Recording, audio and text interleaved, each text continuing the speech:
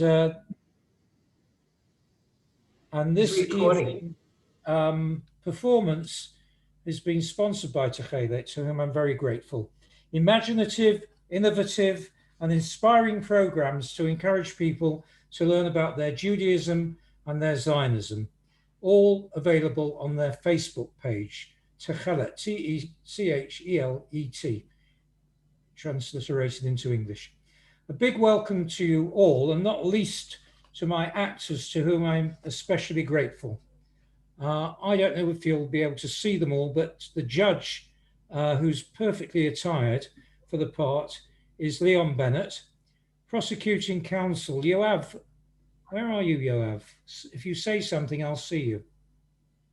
What is Yoav here? No, I haven't seen him. You want me to give me a... We're going to need him. Yeah. Give me a second. I'll make sure that he's on. He's not on the chat list.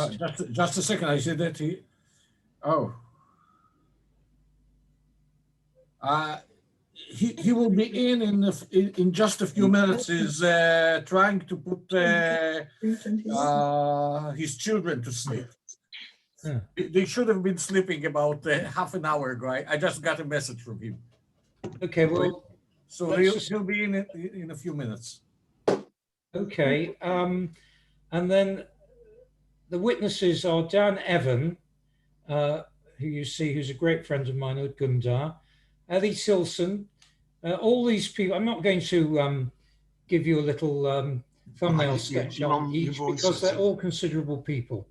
Hillel Cook is played by Steve Ornstein, Yigal Alon by Mark Baker, Menachem Begin by Rabbi Dr. Johnny Lieberman, the inspiration of much of which we do, those of us who are affiliated to Young Poleg.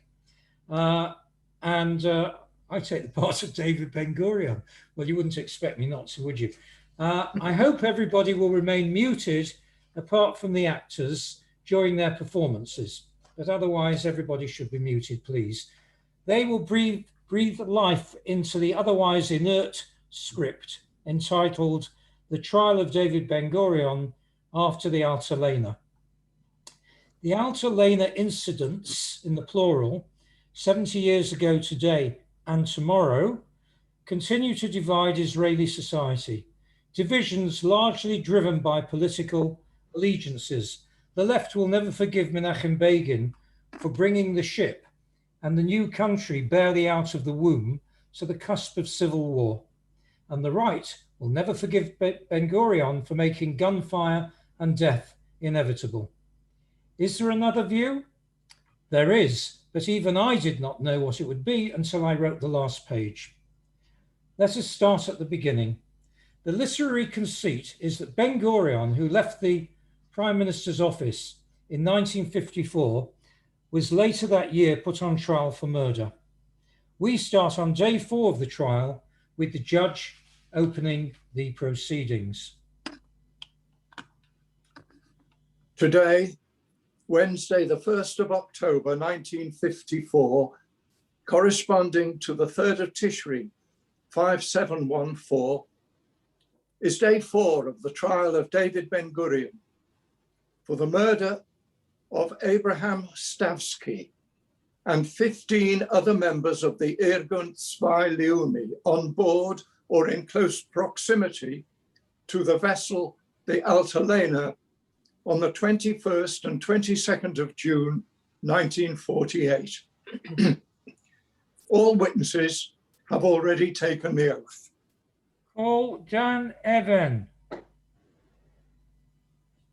Well, now we need Yoav. Yeah, but... Well, I'll be his understudy until he arrives. You are Dan Evan, commander of the Alexandroni Brigade of the Israel Defense Forces, which fought in the First Battle of Latrun in the War of Independence. Yes, I am. That was Operation Bin Nun Aleph, if I'm not mistaken. When was the battle? It was Bin Nun Aleph, and it took place on the 24th and the 25th of May, 1948. And what was the outcome of that battle? I believe that it is still subject to military censorship. I'm not at all sure that it is, and I suggest to you that it was a disaster. We lost many men, but a UN ceasefire was declared on the 29th of May, and we were withdrawn. Where were you on Monday, the 21st of June, 1948? I was ordered to take a battalion of soldiers to the beach at Kfar Vitkin, about 7 kilometers to the north of Netanya. Why were you sent there? I was told that an Irgun ship, the Altalena, had anchored offshore the previous day, and the residents of Michmoret nearby had helped around 1,000 Jewish fighters to disembark and to offload some of its cargo. What sort of cargo was that? I understood that it consisted of weapons and ammunition. And a large quantity would have remained on board. I assume so. What were your orders? To surround the Kfar Vitkin area, take the ship and confiscate its cargo. By force, if necessary? By force if necessary, although I was conscious of the fact that the enemy, The enemy? well, it's a technical term. Anyone who can injure my men or impede my orders has to be regarded as the enemy. As I was saying, I was conscious that that they consisted of Jewish boys just like my brigade. Take a look at Exhibit Dalad 24. What is it? Who wrote it? And to whom is it addressed? It is a letter of ultimatum written by the Defense Ministry and addressed to the person who was known to be in command of the underground group, the Irgun. Do you see him in court today? And if so, please point him out and name him. Yes, Menachem Begin, member of the Knesset. Before we get to the ultimatum, did you know on the 21st of June the status of the Irgun? Yes, at the beginning of that month, the Irgun became part of the Israeli Defense Forces, with the exceptions of those fighting in Jerusalem. So you knew that the organization of which Mr. Begin was the leader was no longer an underground group, as you called it, but already part of the IDF, the Army of the State of Israel. If you want to say it, to put it that way, yeah. I just did, Mr. Evan. Now, please read to the court the first paragraph of the letter. By special order of the Chief of the General Staff of the Israeli Defense Forces, I am empowered to confiscate the weapons and military materials which have arrived on the Israeli coasts in the area of my jurisdiction in the name of the Israel government. I have been authorized to demand that you hand over the weapons to me. Thank you. And does the ultimatum conclude with these words? If you do not agree to carry out this order, I shall use all means at my disposal to implement the order. Yes, it does. And did you act pursuant to the ultimatum? I was prepared to. I had to carry out my orders. Oh, an unfortunate phrase, but we'll move on. So you delivered an ultimatum to the leader of the Irgun, which we have agreed was part of the IDF. How long did you allow for one part of the IDF to comply with the ultimatum presented by another part? 10 minutes. I'm sorry, louder, please. 10 minutes. This is a story that began when the Altalena left France on the 11th of June, 10 days earlier, and you could not allow more than another 10 minutes before resorting to force in pursuance of your orders? I didn't want to allow The enemy? the Irgun commander time to lengthy negotiations in case he unexpectedly decided to fight it out and gained the advantage of surprise. So you say, but there was another reason why you stipulated a dishonourable and unrealistic period for acceptance of your ultimatum, wasn't there, Mr. Evan? Not that I recall. Well, I put it to you, Mr. Evan, that you were recovering from a humiliating thrashing by the Arab Legion at Latrun less than 10 days earlier, and you were keen to make a name for yourself. Well, come on. That's not true. I was ordered to allow no more than 10 minutes for acceptance of the ultimatum. Please sit down, Mr. Evan, and control yourself. I suggest that had you wanted to manifest those worthy virtues, you would have thought of your enemy, as you put it. As I said, it is a technical term. Mr. Evan, you are not at liberty to interrupt counsel.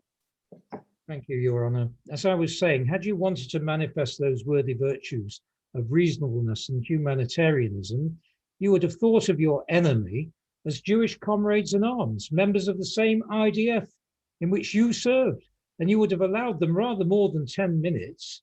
I had no authority to do that. I had not finished. Indeed, to ensure that Jewish blood would not be spilt by Jews, you would have been prepared to sit it out for as long as it took.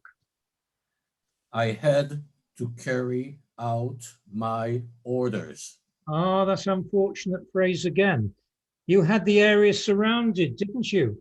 And there were 2 Israeli Navy corvettes, small warships out at sea, were there not? Yes, there were. Where were they, Mr. Begin and the Altalena, going to go? Well,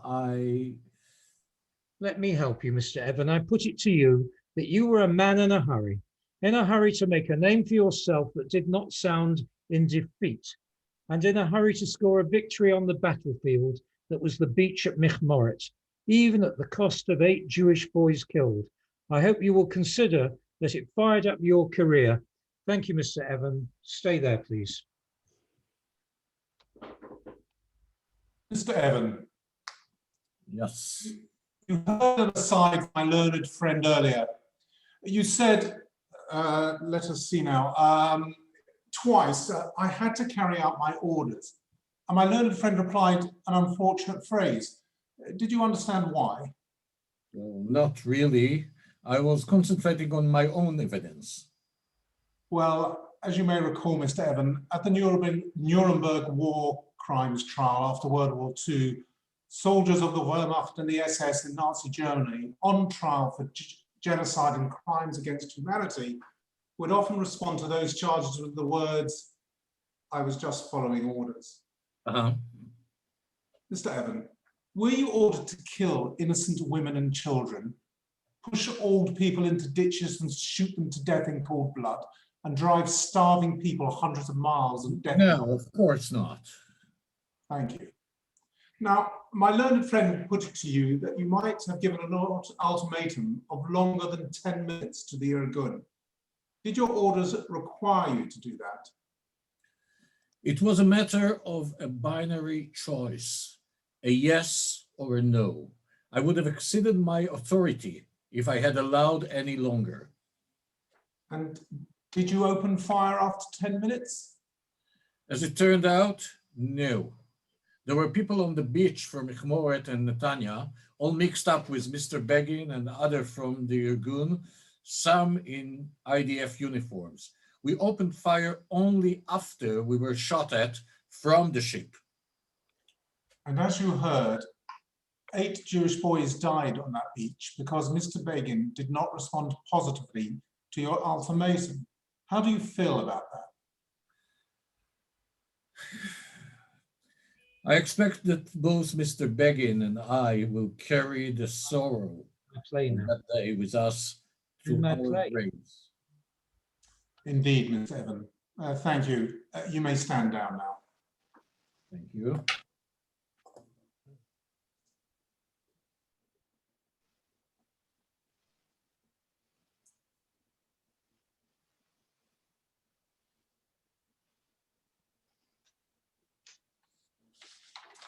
Call Monroe fine.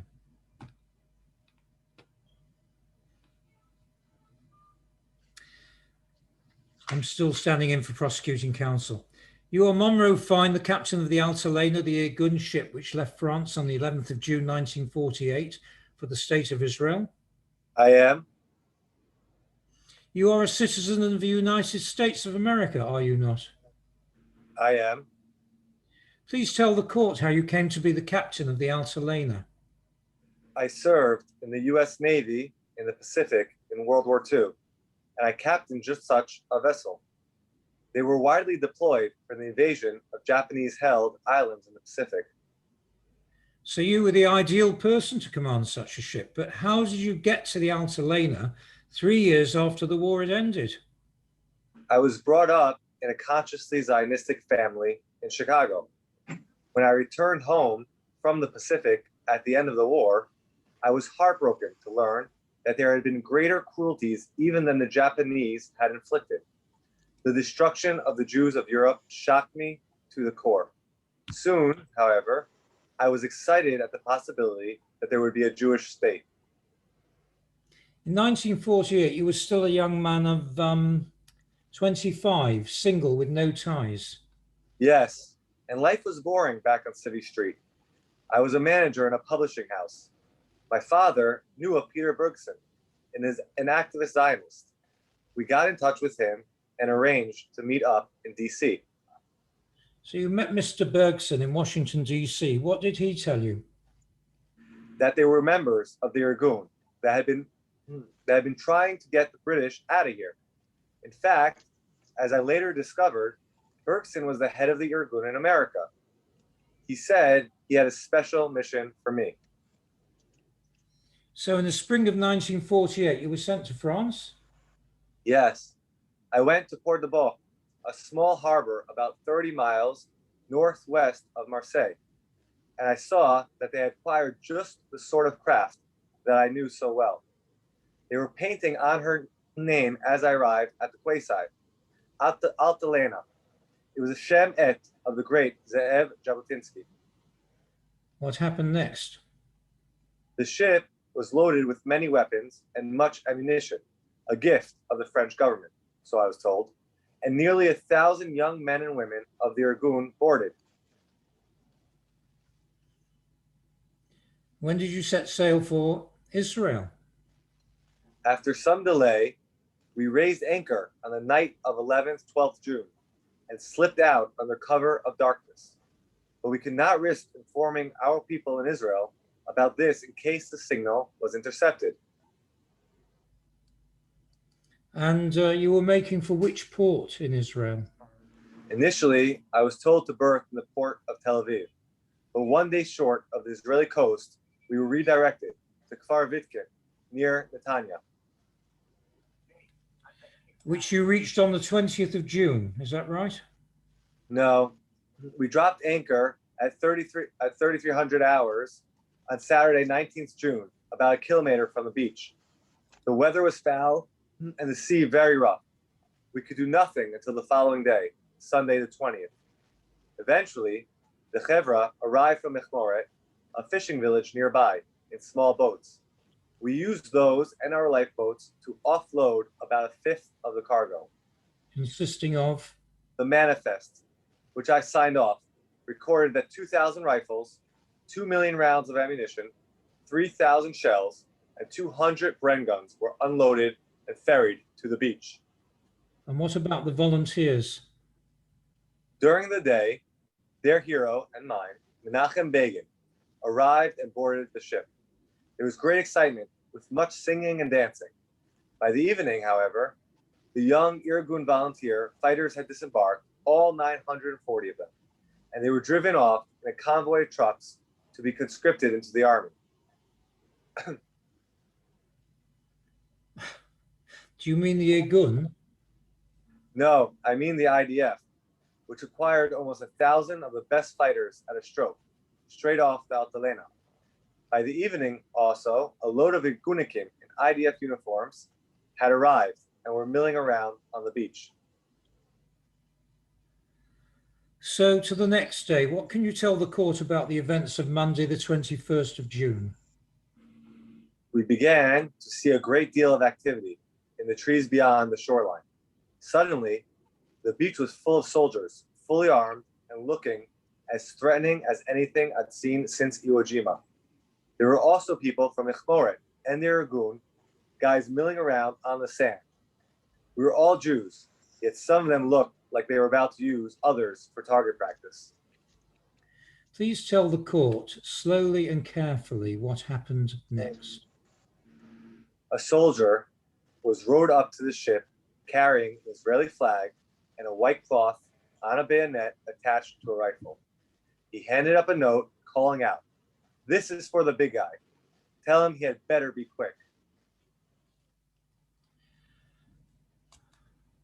And you understood the big guy to be whom? Menachem Begin. He told the soldier that was not on board and he was rowed back to the shore. After the volunteers had left the previous day, who remained on board? There was definitely more than one big guy. I had on the bridge with me Abraham Stavsky, Eliyahu Lankin, Bitzalel Amitzur, and Hillel Cook, all giants of the Betar. Yaakov Meridor went to the beach to be with Begin. For the benefit of the record, who was Hillel Cook? Ah, yes, sorry. I should have said he was Peter Bergson. One and the same as the head of the Irgun in the USA during World War II. Correct. And how did they react, these big guys, when they heard about the 10-minute ultimatum? They thought that 10 minutes was utterly unrealistic and not meant seriously. Is this hearsay, Mr. Fine, or were you involved in the discussions? I should have said we. Of course, as a captain, I was fully involved. Please tell the court what happened next. Begin left for Netanya with a view to negotiating with Haganah there. We wanted the rest of the armaments to go to the Irgun units that had been absorbed into the army. They returned to the beach in the late afternoon. Shortly after that, rifle fire broke out. And who fired first? I was on the bridge and could see everything clearly, so I can say with confidence that it was not the Irgun who fired first.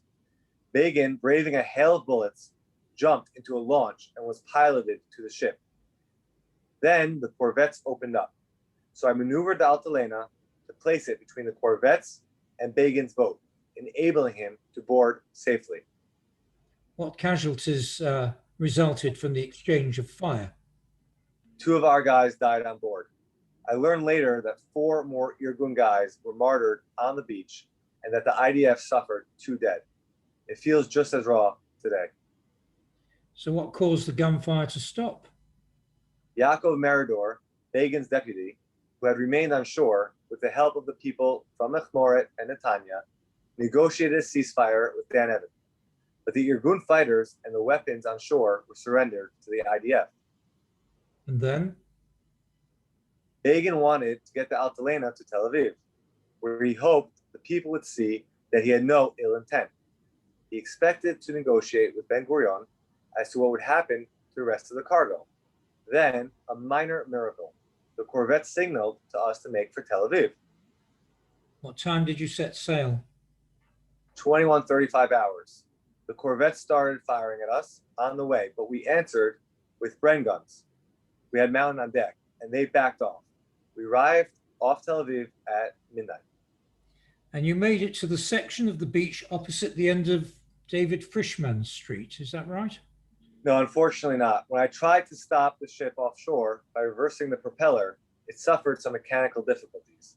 In a rather shameful end to my naval career, we ran aground. So now you're stuck in the sands in the center of the Tel Aviv beaches. What was the game plan from there? As I said, Begin wanted to secure an agreement with Ben Gurion that the rest of the weaponry and ammo would go to our Irgun boys in the IDF. He went off to try to arrange a meeting. And did Begin get to see Ben Gurion? No, he came back on board in the morning. Then we saw a crazy sight. A large part of the population of Tel Aviv had gathered on the Tayelet, the promenade, and an army unit was forming up, with field guns trained on the Altalena. Who was the officer in charge of the beach party? Lieutenant General Yigal Alon. With him was Yitzhak Rabin, the commander of the Harel Brigade. The The Harel Brigade, so not exactly what you would call ordinary troops. Ordinary grunts? Hell no. A crack Palmach unit, the elite fighting force of the Haganah. They had mortars there, as well as field guns. Anyways, around 1600 hours, they opened up on us. IDF troops on the shore directed intense small arms fire towards us, followed by heavy machine guns with armor-piercing rounds that punctured the superstructure of the ship. Was there any return of fire? Yes, we replied with the Bren guns, hoping to discourage them. Instead, escalation. Heavier incoming fire, mostly falling to the starboard side into the sea. Then, a cannon shell hit the Altalena amidships, and a fire broke out. Several on board were killed, including Stavsky. Then, Menachem Begin gave orders for us not to fire back. He cried, "No civil war, no civil war," he shouted, and urged us to show white flags. So now Israel, only 5 weeks into its life, was undergoing a full-blown civil war. There would have been, except that Menachem Begin, a man of the greatest integrity. Please stick to the facts and do not indulge yourself with opinions, Mr. Fine. I am sorry, Your Honor. Begin immediately ordered a ceasefire on the part of the Irgun. We ran up white flags, and there was no more firing from the ship, but it continued from the shore. What was the situation of the ship, given that part of it had caught fire? A good question. The fire was threatening to break out of control, and in the view of nature of the cargo, I decided that we should abandon ship.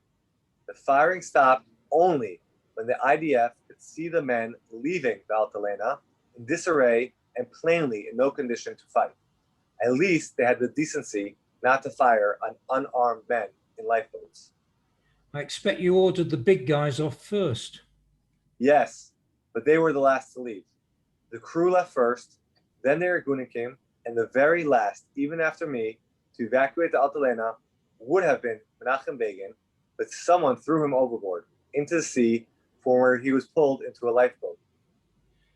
Thank you, Mr. Fine. No further questions. Stay there, please. Ladies and gentlemen, all 100 of you, I'm afraid this is like in the old days when the film would break in the projector in the cinema, as we have to take a technical break. Johnny, we've got 100 people and there are actors who can't get in. I'm in now. Oh, you're in. What about Yoav? Are you in, Yoav? I think there's a limit of 100, Johnny. Yep, Right, there is. you hit the Okay. limit. With the victims of You're our going to own... have to put people into the waiting room. You're going to have to create a waiting room so to allow your cast to get in. Too successful. Well, I don't mind giving up my place if you you've want. had enough. Anyone who's bored may leave. No, I'm not bored. I'm not bored. But if you need someone to be in, I don't need to be here really. I Very don't good. either. I'll give up my place. Much as I'm finding it very interesting, I'm prepared to give up my place. But Well, can't you're you very order kind. some Oh, more Gita. room on your Zoom? We've got space for 3 now. We've got 97. Okay, how are you going? Let me know. I'm Barbara Schaffer. As much as I'm enjoying it or fascinated by it. It's a shame I didn't- Howard, who are we waiting for, Howard? Stanley Brickburn, I'm just coming off. Of course, I've got it downstairs. I'm waiting for Yoav. And is Yoav here? Looking No. at the... No. He would Well, have then we said don't- so. In that case, we don't need to let anybody go if he's not here. Right, why don't you just continue? Okay. Good. There's room for Yoav, Wood, if you would please tell him. There are 5 places left, so if he turns up, he will automatically get in. Let's go. Okay, let's resume. We've had a lovely intermission, ice creams all around. Thank you for Defense that. Council, you can carry on. So, DC, right? So, Mr. Fine, you're an American Jew with political skills, and you're a Zionist. Indeed, a disciple of Ze'ev Jabotinsky. I'm proud to plead guilty to all those charges, although I had not appreciated they were in the nature of criminal offenses. We're coming to those now. You were happy to become a gun runner to a country of which you were not a national. I think that is a highly provocative way of putting it. Just answer. Answer the question I lost the simply, sound. Mr. Fine. Usually a yes or a no response will do. I am sorry, Your Honor. I was a member of the Irgun, the organization that carried out the messy jobs, while certain armchair Zionists spent a season conspiring with the British against us. Mr. Fine, I will not warn you again. Well, let us see how far your professed Zionism stretches. Have you obtained Israeli citizenship? No, sir. Yet you returned here in 1952 and you did not become an Israeli citizen then either. By then, I was married to my Israeli nurse, who cared for me after I had been arrested following the Altalena incident. I was unable to find a job in 1952, and being by then a family man, I was forced to leave Israel after 6 months to find a job in the States. At least I tried Aliyah. So in the end, Mr. Fine, you settled for a cushy life in your home country, having brought a munition ship into the very heart of Israel, almost triggering a civil war. I'm not even going to dignify that with a reply. Quite sure you would not, Mr. Fine. No further questions.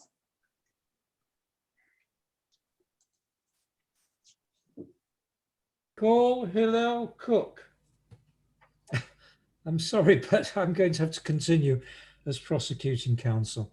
You are Hillel Cook, also known as Peter Bergson. I am. Were you head of the Irgun in World War II America? Some people say, but it's unimportant. I was born in Lithuania in 1915. When I was 10, my family achieved Aliyah, and in 1931, upon its formation, I joined the Irgun, the Etzel. When were you first given a mission by the Irgun? At the end of 1937, I was sent to Poland to organize immigration into Eretz Israel. We could see the approaching storm. We just didn't know how fierce it would be. Just before World War II broke out, several of us Irgun people went to the United States. I adopted the less provocative name of Peter Bergson.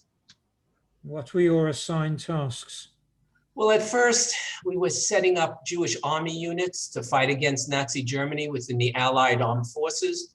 But after Pearl Harbor, of course, that included the US military. And later? Well, later information reached us about the mass extermination of Jews. We set up the Committee for the Rescue of European Jewry. In 1940, I brought Mr. Jabotinsky to the United States as the chief representative of Etzel, but tragically, he died later that year. The group devoted itself to lobbying activities in order to raise awareness about the desperate fate of the Jews in Europe. How exactly? Well, we placed full-page newspaper advertisements such as Jews fight for the right to fight, or an ad for sale to humanity, 70,000 Jews, guaranteed human beings, only $50 each. In March of 1943, we produced a huge pageant in New York City, We Will Never Die, memorializing the 2 million European Jews who had already been murdered. 40,000 people saw the pageant that first night. In Washington, D.C., it was attended by the First Lady Eleanor Roosevelt, 6 Supreme Court justices, and some 300 congressmen. Where is this leading us, Mr. Goldberg? I'm coming to it, Your Honor. So no one could accuse you of being an interloper in the affairs of the B'nai Israel, could they, Mr. Cook? I should like to think not. What else did you do in the war? Well, after we received the Auschwitz protocols detailing what was going on in that hellhole and warning of the impending destruction of the Jews of Hungary, we lobbied like crazy to get the Allies to bomb Auschwitz and the railway lines leading to it. Whom exactly did you lobby? Well, congressmen, aides to President Roosevelt, people in the Pentagon, but we didn't reach the president, who was ailing. He died before his wife could get us a meeting with him. After that, it was hopeless. The operational guys in the military in Europe refused point blank to bomb the camps. They said they were too far away, even though they were bombing IG Farben works just a few miles away. In the meantime, what was the Yishuv doing about the burgeoning Holocaust? Nothing noticeable to us. They seem fatalistic about it. Now, as to the Altalena, where did the ship and the armaments come from? Well, certain American donors sympathetic to the Irgun funded us to buy the ship from the US ex-Navy surplus. The weapons and ammunition were coaxed out of the French government by other sympathizers who had their connections. Europe was going to be rebuilt with American money from the Marshall Plan. So commercial ties were being established and favors were being called in, some even before they had been given out. When you boarded the Altalena to return home to Eretz Yisrael, was it your intention, along with Menachem Begin, to usurp the provisional government of David Ben-Gurion? Of course not. We had no such ambition or intention, and surely nothing like the resources or the men. We saw ourselves as supplementing the efforts of the Yishuv. After the disaster of the deaths at Kfar Vitkin, what did you hope to achieve by bringing the Altalena to Tel Aviv? Just what we had intended from the outset, to ensure that the Etzel boys in the IDF were properly armed, so as to be able to defend themselves and the new state in the War of Independence. We did not want them, having joined the IDF, to be treated as second-class soldiers. Thank you, Mr. Cook. Stay there, please. Are you Mr. Bergson or Mr. Cook today? Well, from 1924 to 37, I lived in Eretz Yisrael as Hillel Cook, the name I had been given at my Brit Milah. As I said, I used a Western but Jewish name so as not to draw too much attention to myself outside of the Yishuv. It's just that when dealing with people who indulge in cloak and dagger activities, one can never be sure who they're dealing with. Mr. Kleinman, that was unnecessary. Do you have a substantive question to ask? I certainly do, Your Honour. Mr. Cook, then, you told my learned friend that the intention of your group on board the Altelena was, yes, supplementing the efforts of the Yishuv. That's right. Mr. Cook, I haven't asked the question yet, and already you're advancing an answer. Please restrain yourself. So now to my question.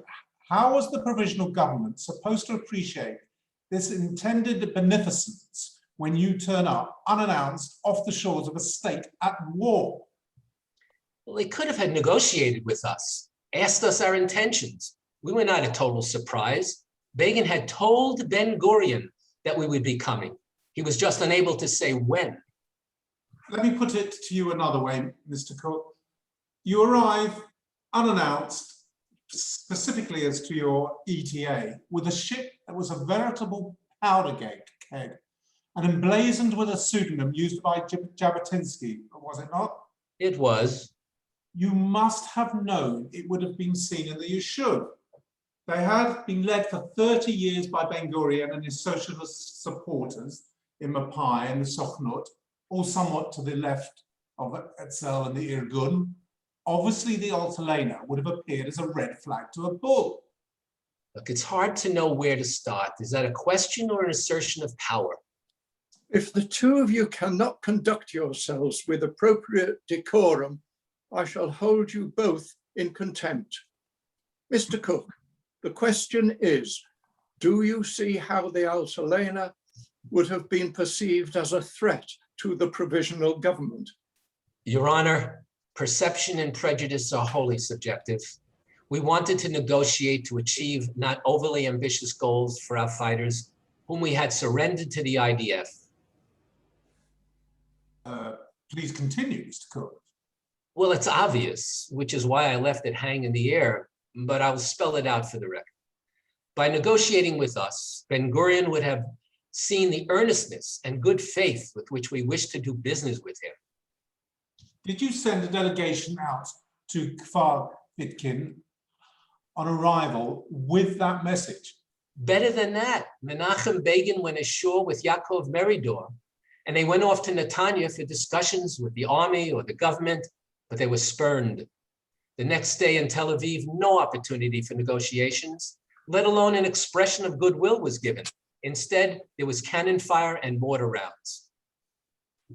Mr. Cook, given all this bounty that you and your Irgun colleagues were able to conjure up in order to buy arms and a ship, no less, how much money did you remit to the provisional government, which you so passionately wished to assist?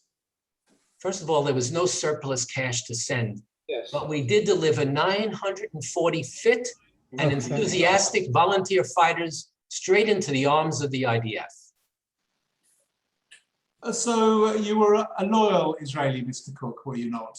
You were elected to the first Knesset as a member of the Farut Party, serving from 1949 to 1951. I was. This devotion to the Jewish state was not to endure, was it, Mr. Cook? In 1951, you returned to the United States. Where I had important work to do to further the interests of Israel. Or rather the Farut.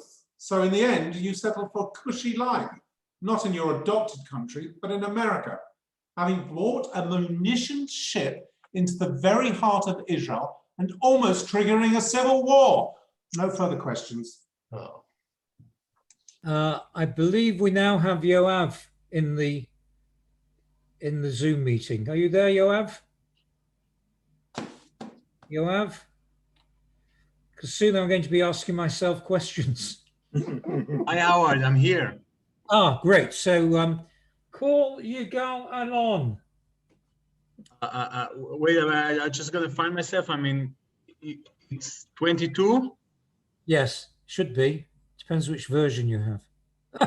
Okay, you are Lieutenant General Yigal Alon, one of the founding members of the Palmach in 1941 and its commander from 1945.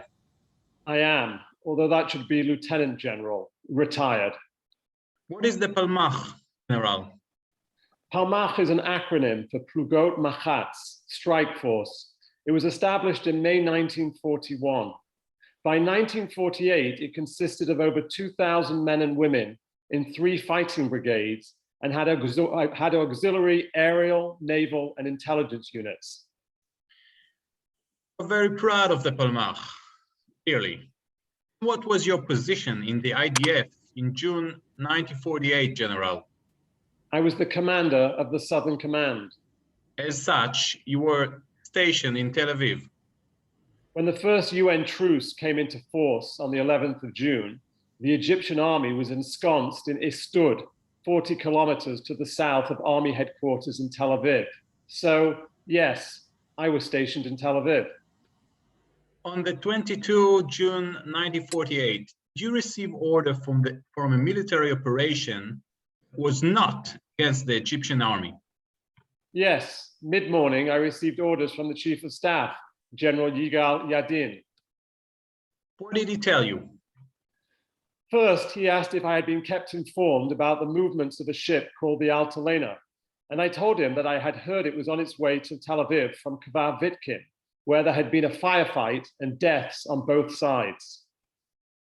Did he give you any orders in relation to the Altalena? Yes, he said that I should take a reliable and effective force down to the beach opposite Rehov Frishman and confront the ship. That is, take control of it by all necessary means.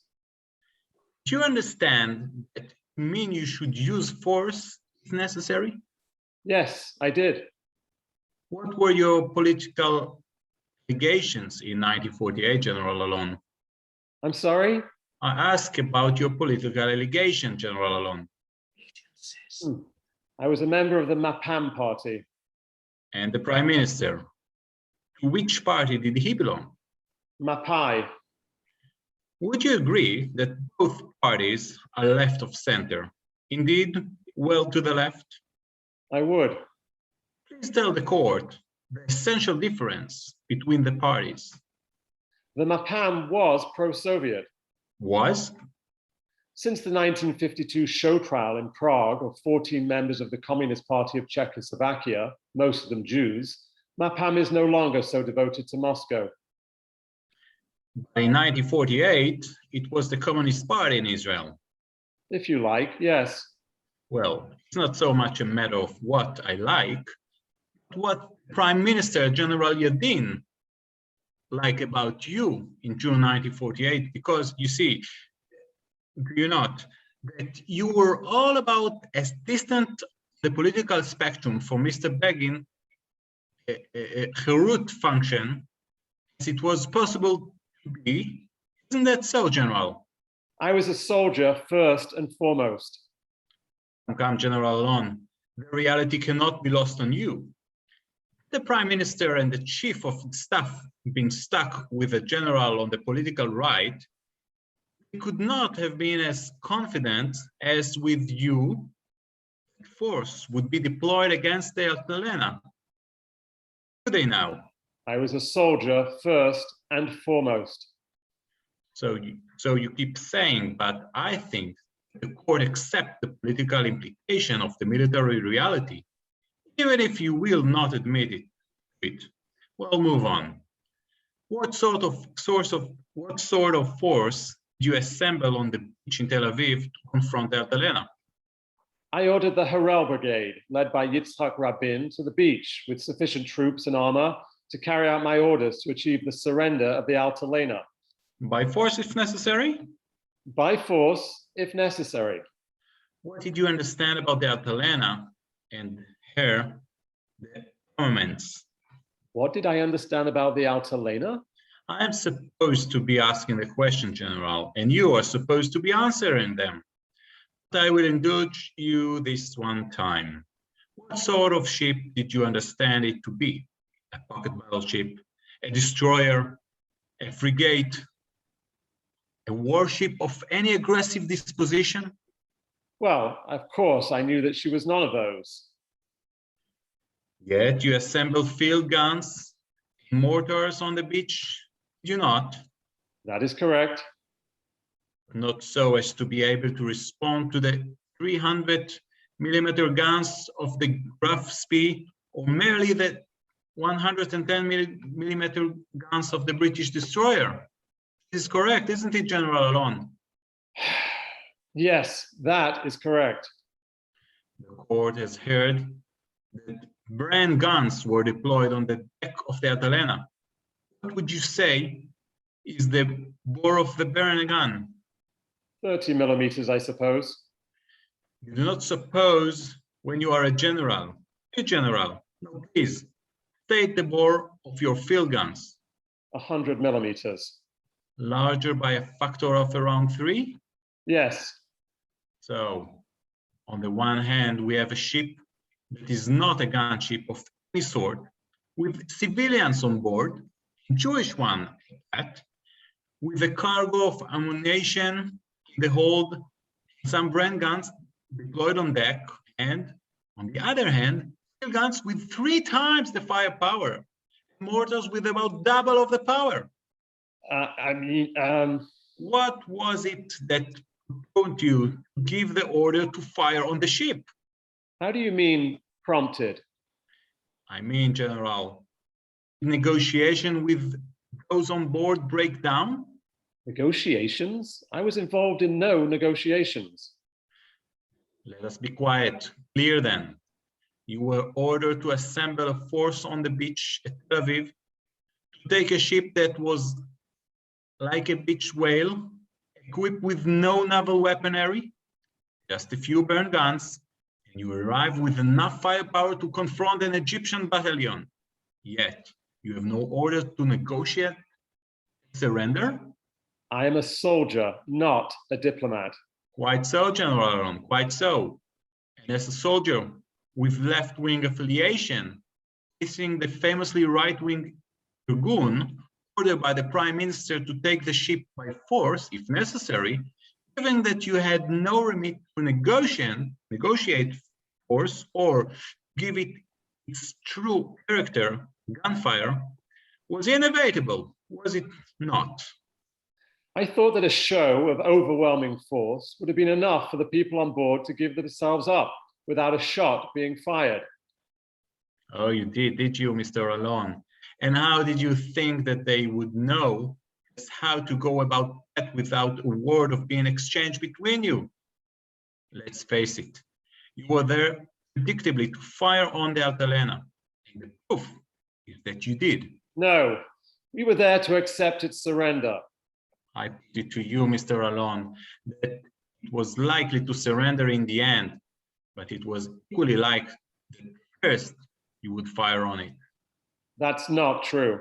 And furthermore, it was inevitable that if you fired on virtually unarmed civilians with overwhelming firepower, one or more of them would inevitably be killed. Wouldn't they, Mr. Alon? Not inevitably. And that is what we call murder. Inevitably murder. I deny that. Now, General Alon, I do not suppose for a moment that it was you who operated the fire mechanism on the field gun. That fire, the first round of cannon shells into the hull of a ship loaded with ammunition, a veritable powder keg of a hole. No, not I.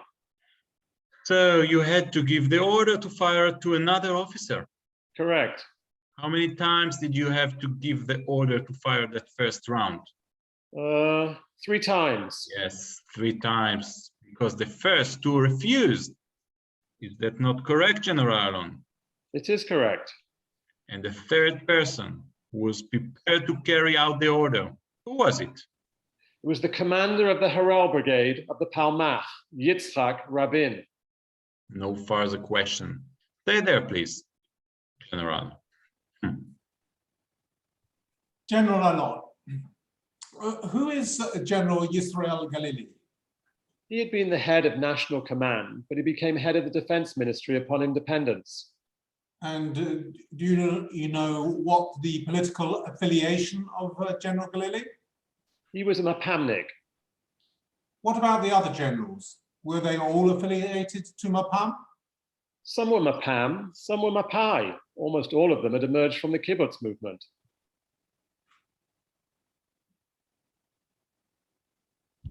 So, to the Altalena, as it was streaming towards Tel Aviv in the early hours of the 22nd of June 1948, the Prime Minister might have been hard pushed to find locally and immediately to hand a general who was not of a socialist persuasion, that is, on the opposing political flank to that of Begin.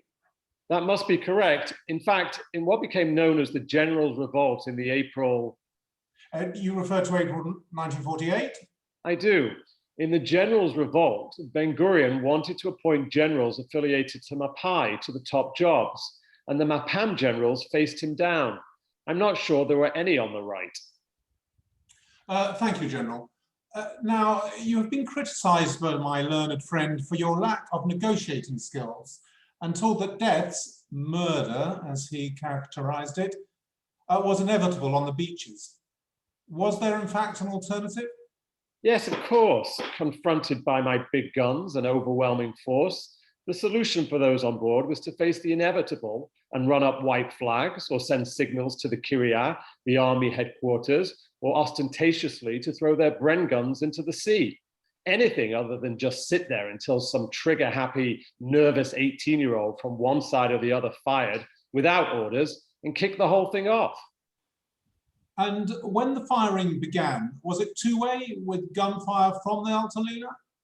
It was certainly in both directions. There was withering Bren gunfire down from the deck and the bridge onto the beach several meters below. And as for Rabin obeying the order to fire, a commanding officer with concern for his men is somewhat less likely to disobey such an order when his men are being fired down upon from a great height. Had the fighting started earlier, I am sure that both the others would have fired when ordered to do so. So it was not a matter of Rabin's animus, but one of timing. Thank you. No further questions. You may stand down, General Alon. At this point, the hearing turns to the following day. You. Leon. Today, Thursday, the 2nd of October, 1954, corresponding to the 4th of Tishri, 5714, is day 5 of the trial of David Ben-Gurion for the murder of Abraham Stavsky and 15 other members of the Irgun Zwei Leumi on board or in close proximity to the vessel, the Altalena, on the 21st and 22nd of June, 1948. All witnesses have already taken the oath. Call Menachem Begin. You are? You're Menachem Begin, the leader of the Irgun Zwei Leumi, Eretz Israel in British Mandate Palestine until 1948. I am. Irgun was an underground movement, wasn't it not? Was it not? In the context of this trial, at all relevant times, it was not. Please explain to the court that complicated reply. This trial is about events that occurred in June 1948. On the first day in the life of the Jewish state, the 15th of May, 1948, I broadcast a declaration to the effect that the Irgun was emerging from its underground status into the state of Israel. The following August, we formed the Cherut, the Freedom Party. August is after the events with which we are concerned today. Correct. But between those dates, on the 1st of June, I signed an agreement with Ben Gurion's provisional government, whereby the Irgun agreed formally to disband and to integrate its forces with those of the Israel Defense Forces. Was the possible arrival of the Altalena mentioned? Not then. It did not sail until later. When did the UN truce come into force? On the 11th of June. When was the Altalena due to arrive? Because the UN truce conditions prohibited the importation of arms, I decided to postpone the arrival of the ship. A wireless message was sent to the Altelena to stay put in France and await orders. But communications with the ship were poor. And as I later discovered, the message was either not received or not understood. What happened next? Unbeknown to me, they had set sail on the very day the ceasefire came into operation. No signal was sent to us about the ship's departure from France because of fear of interception by the enemy. So it sailed on the 11th June? That's right, which meant that the Altalena was bound to arrive during the ceasefire. And the danger was that Britain would take that as a pretext to urge the UN to end the partition and impose a UN trusteeship. Did you tell the Prime Minister what you knew? Yes. At a meeting with Ben Gurion on the 15th of June, I announced that the ship had sailed without my knowledge. I disclosed to him that there would be on board 800 to 900 men and women, 5,000 rifles, 250 Bren guns, 5 million bullets, 50 bazookas, and 10 Bren gun carriers. I said we needed to reach agreement regarding the docking of the ship and what to do with its cargo. What was agreed? That it would not be a good idea for it to dock in the port of Tel Aviv. Why was that? Too many prying eyes. We decided on the beach of Kfar Vitkin as being sufficiently remote and that we had to take a chance with the requirements of the truce. You claim that Mr. Ben Gurion objected. Hardly.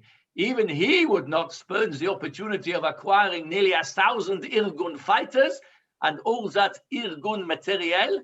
In any event, by then the truce was being honored by the Arabs more in the breach than in the observance. What other agreements were reached between you? That once the Altelena did reach Israel, all the Irgun volunteer fighters on board would join the IDF, and 20% of the armaments on board would go to the Irgun's Jerusalem battalion, fighting to preserve the Jewish presence in the old city. What about the remaining 80%? I wanted it to go to secure the position of the Irgun fighters that had joined the IDF earlier in the month. Do you agree? No, it was left hanging in the air as the ship continued to advance towards Israel. So, to the beach near Kfar Vitkin. You arrived there on Sunday, 20th of June. That is correct. Who else was aware of the presence there of the Altalena?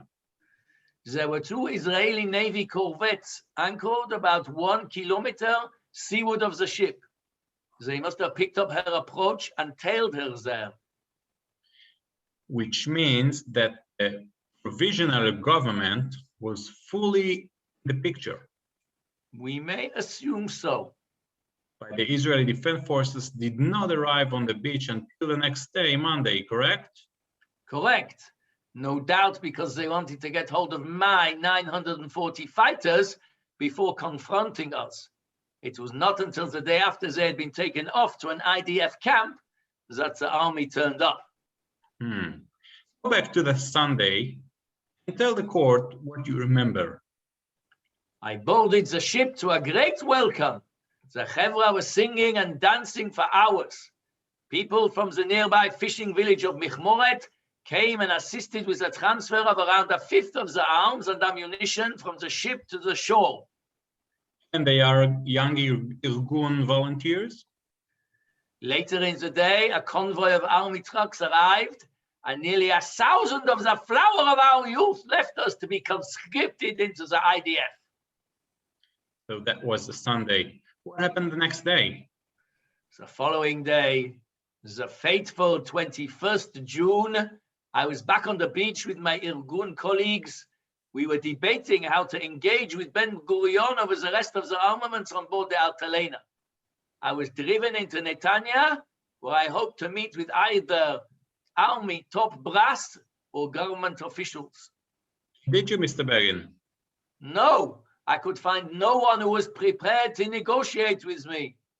So you returned to Kfar Vitkin?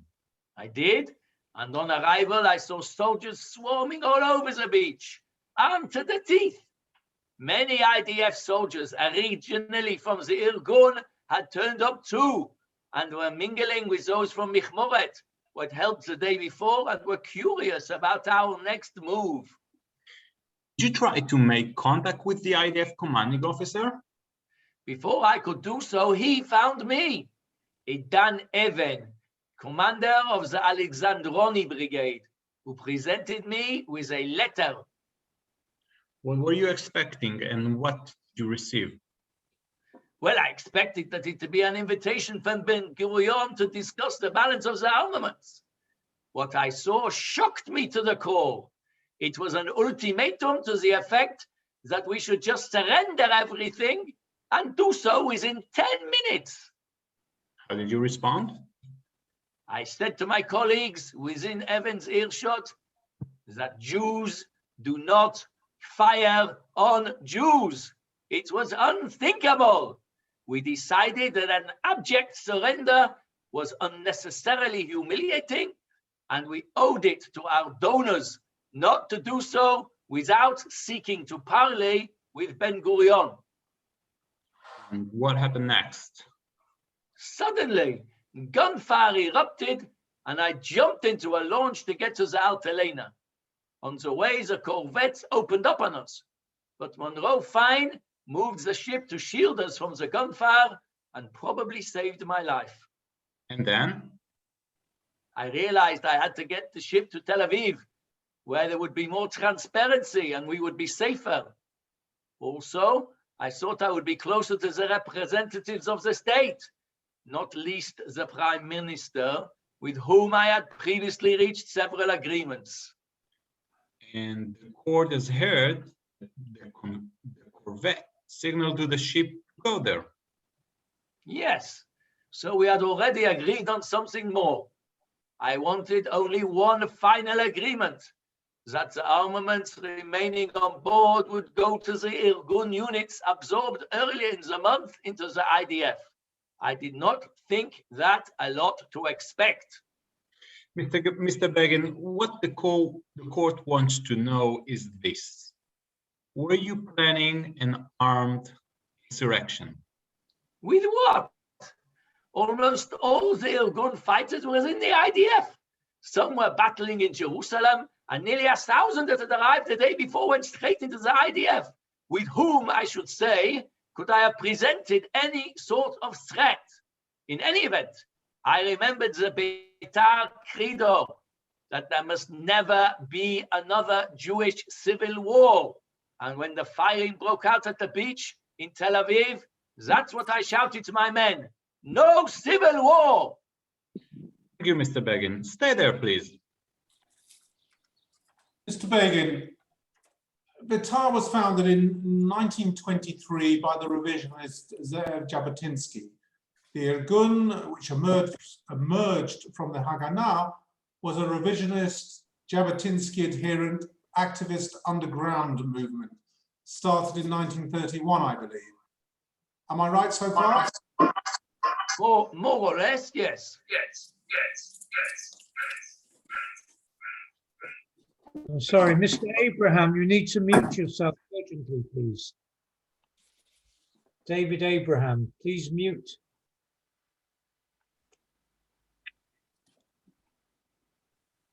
Thank you. Carry on.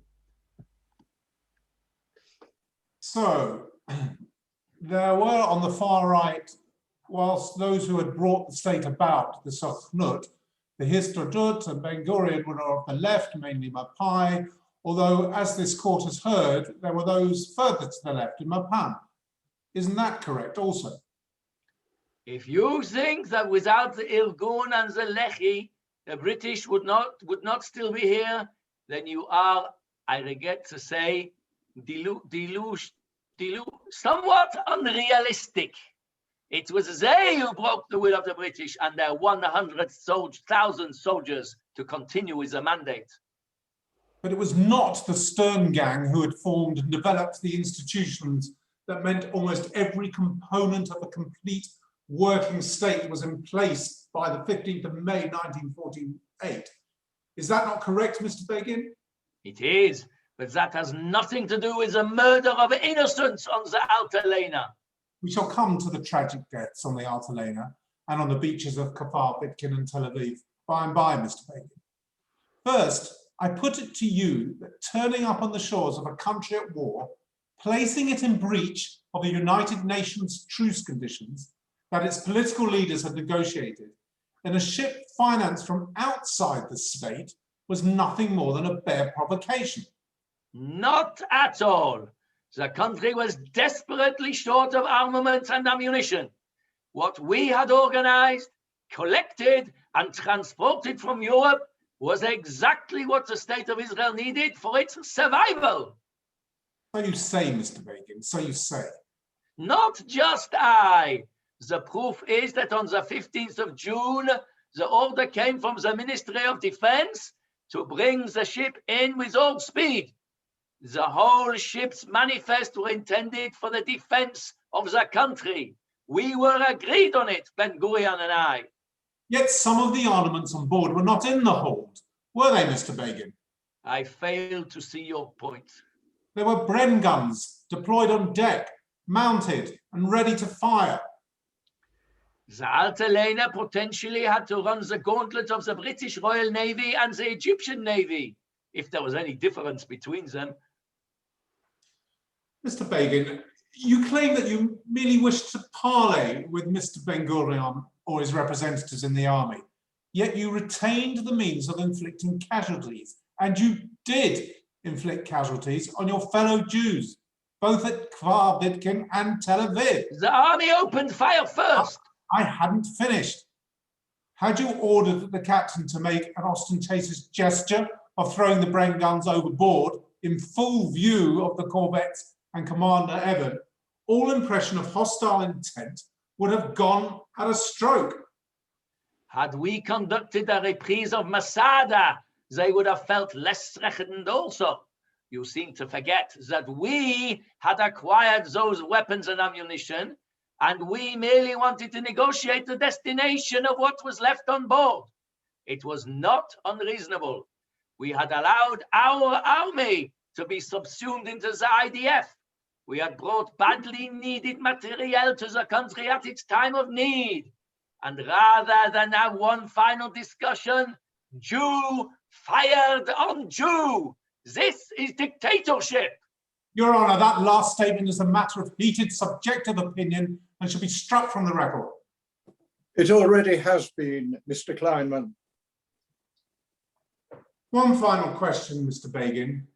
You say that it was the Irgun and its ideological partners, the Lehi and the Sterngang, that carried out the atrocities that you claim drove the British out of here. Indeed, they did. Do you not appreciate then that the activities of your people evidence a certain degree of ruthlessness of which Ben Gurion might justifiably have been, let us say, wary? Wary? Yes. Determined to crush us at the cost of Jewish lives? No. No justification. You may stand down, Mr. Begin. Call David Ben Gurion.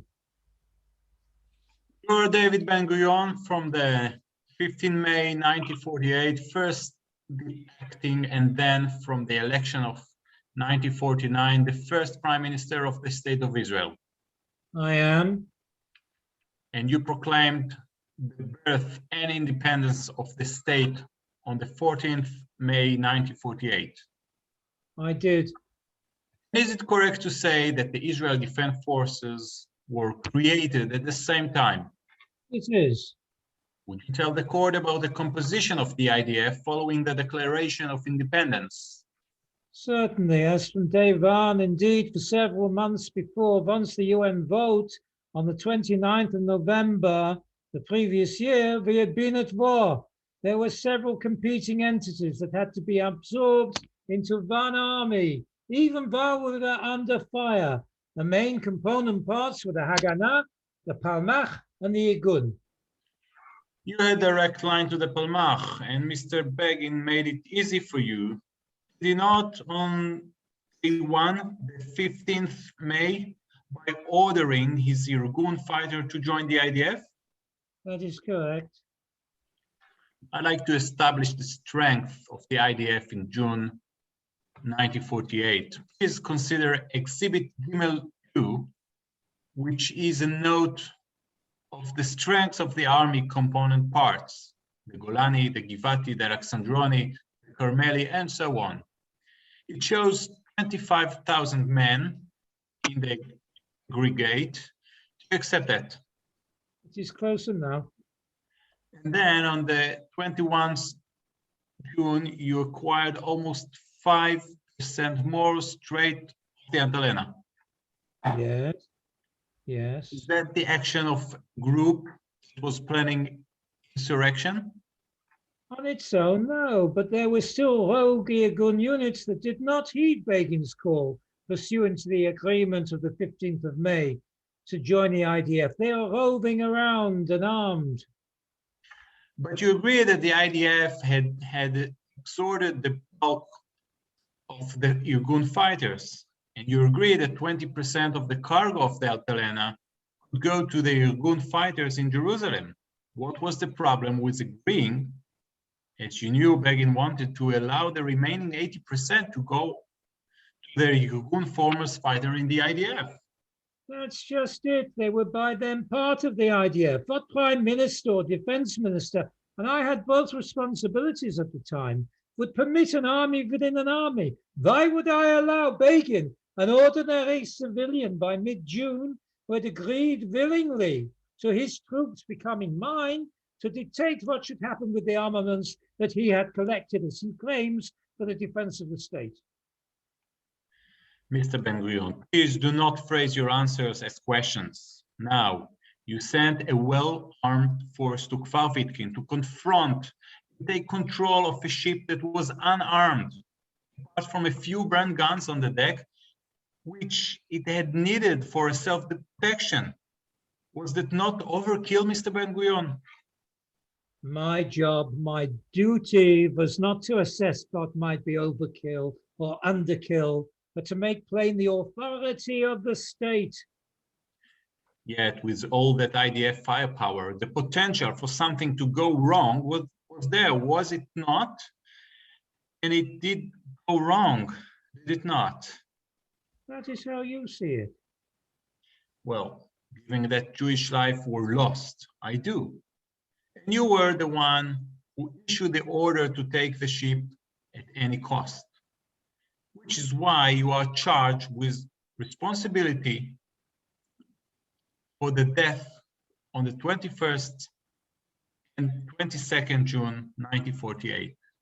At any cost, yes, but had there been complete acceptance by that man, not only the overwhelming force with which the ship was confronted, but also the obvious sovereignty of the state, that cost would have been, in terms of lives lost, zero. Mr. Begin told the court that he considered that it was unthinkable that Jew would fire on Jew. Unthinkable for him, but not apparently for you. Oh, that is rich, coming from the man who supported the murder of Churchill's friend Lord Moyne in Cairo, the hanging of the British sergeants in Netanya, and the bombing of the King David Hotel. Did he not think that, given the evidence of his capacity for ruthlessness, I would be skeptical of his intentions? There could only be one army here now, and most especially when we're in a fight with 5 Arab armies for our very survival. You agree after the gunfire, the death on both sides at Kfar Vitkin, that the Altalena should be brought to Tel Aviv. Did you not consider that that would be seen by Begin as an indication that you were ready to compromise? I have no idea why I should be regarded as capable of reading that man's mind. Just answer the question as simply as possible, Mr. Ben Gurion. Then no. So, whether or not considering your opponent's mindset, it did not occur to you to have the forces arrayed on the beach at Tel Aviv supplemented by negotiating him to go on board and see what accommodation could be reached? No, that did not occur to me. The court has already heard the Altalena, whilst having been deployed in the Pacific in World War II, was not warship in a sense of having any cannon of its own. Do you accept that? I do. So I put it to you, Mr. Ben Gurion, that given the inequality of arms, once your forces were ensconced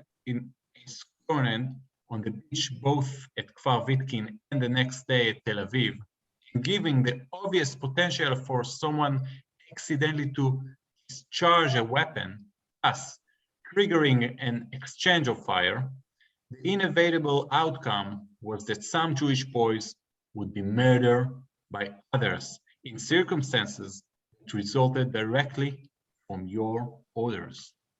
There was no inevitability about it. Begin could have ordered that burn guns be thrown over the side into the sea, and Alon and Rabin would have seen that the threat had been removed. Or alternatively, instead of expecting those who had little with which to protect themselves to abase themselves completely, without receiving any assurance as to their safe passage a day, after Jews had been killed by other Jews, you could have taken another day and sent someone with negotiating skill, say Abba Evan, who had spent a year negotiating at UN, go on board and avoid bloodshed. Perhaps in your rarefied world of the law courts, that would seem sound, but in the real world, particularly in the middle of a war, you are being wholly unrealistic. Let me ask you something. Now you know it does not work that way around here.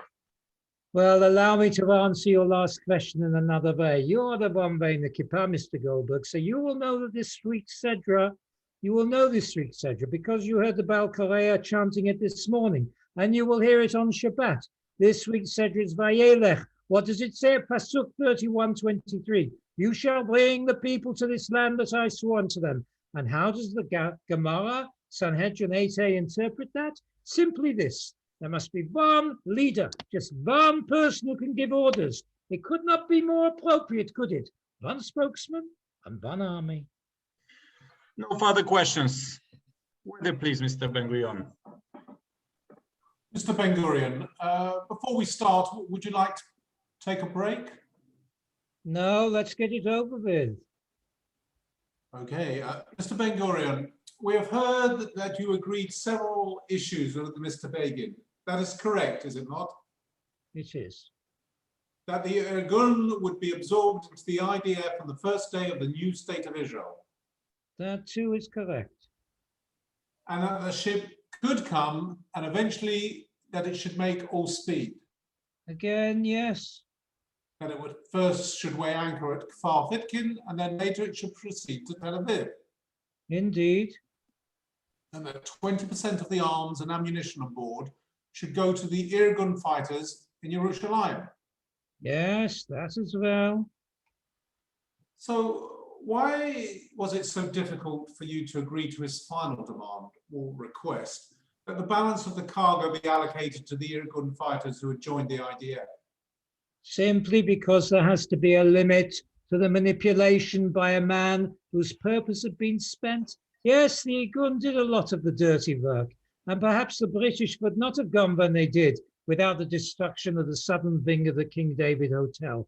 And perhaps if the Altalena had arrived on the 13th of May, before I made the Declaration of Independence, he could have driven a harder bargain with me. But by the third week in June, the state was established and was not there to be trifled with. I wanted the problem out of the way. The court might wonder why you say that, Mr. Ben-Gurion. Please explain further. Look, we were in the period of the first UN truce. Jerusalem was entirely cut off. The construction of the Burma Road was not yet completed. In the south, the line had been held just in the confrontation with the Egyptian army. A mere 40 kilometers to the south of my office in Tel Aviv, the situation in the Gallia was frenetic. So, on the 21st and 22nd of June, my time was monopolized by those issues. Who would not say I had my hands full enough without having to try to satisfy that man's ego? Even at the cost of 16 lives and scores of wounded? The job of a prime minister is difficult enough, even in a mature democracy like that of Great Britain. The job was infinitely harder in a country that was but a few weeks old. The job of a defense minister is a tough one in any war, but where the enemy is an hour's unopposed drive to the seat of government, it is nerve-wracking. I was doing, but okay, I chose to take both positions. But as I say, we were just a week into our second month and had been at war from when the state was still in the womb. So you're saying that you had your hands so full that you could not think through the questions of the fighting units to which vital arms should be dispatched? I had no time for that, of course not. The weapons had to be offloaded, checked for safety, taken by the chief quartermaster, allocated according to the exigencies of those resumption of hostilities that could have come at any moment and did come on the 8th of July. Mr. Ben-Gurion, you are accused of murder to which you have pleaded not guilty. What precedent is there for your intransigence and your willingness to use force to maintain your authority? I do not pretend that I thought of it consciously at the time. I just did what I knew had to be done to bring a swift end to an armed challenge to the integrity of the state. But there is, I have since realized, a parallel. I hope this will prove to be relevant, Mr. Ben-Gurion. On the 3rd of July 1940, 3 weeks after the fall of France, Winston Churchill, to prevent the Vichy French fleet birthed in Algeria from falling into the hands of Adolf Hitler, ordered its destruction. It was not 16 lives that were lost, but 1,300 sailors and officers of the French Navy. He will never be forgiven by the French, but I'll tell you what he achieved. He secured his own position as Prime Minister of the United Kingdom, which was not merely for his own benefit, but that of the whole country. And he sent a clear message to Hitler that Britain would fight on, come what may. Perhaps we shall see its relevance in due course, Mr. Ben-Gurion. Your Honor, I believe you will see it now. Do the prosecution think that the Beitani Gun represented the only political problems I was facing?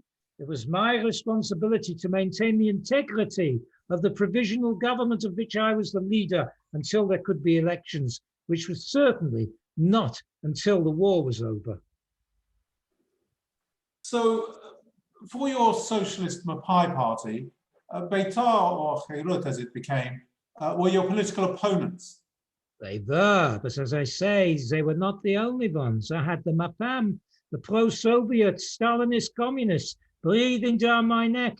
I had suppressed them in the Generals' Revolt of April, May 1948, but they were itching for the opportunity to strike back at me. All I needed to do was falter over the Altalena. Yes, I was fearful of a coup by the Irgun, who still had rogue fighters roaming the cities and the countryside. There were Irgun attacks all over Tel Aviv that day.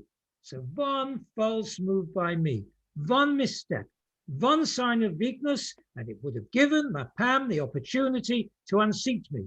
So you see, the country could have gone to one extreme or the other, either fascist or communist.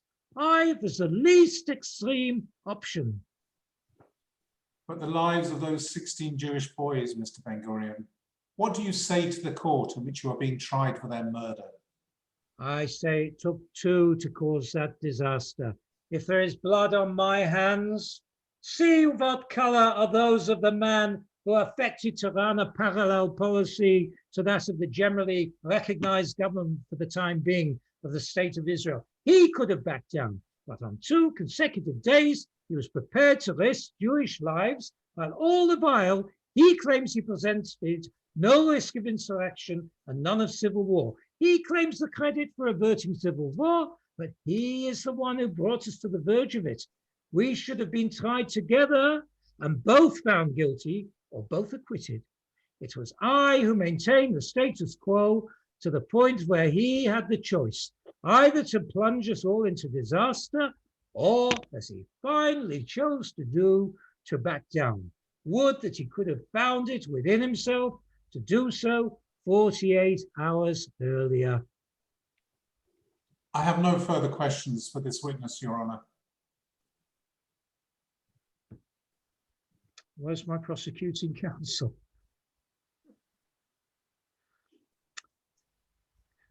You'll have to pretend it's not. Your Honor, Yes, Mr. Goldberg?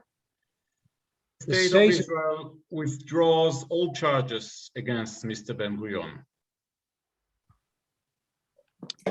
That, ladies and gentlemen, is finally the end, although you might have thought it occurred several times during the performance. We had a lot of technical problems, I'm afraid. Be much better next time.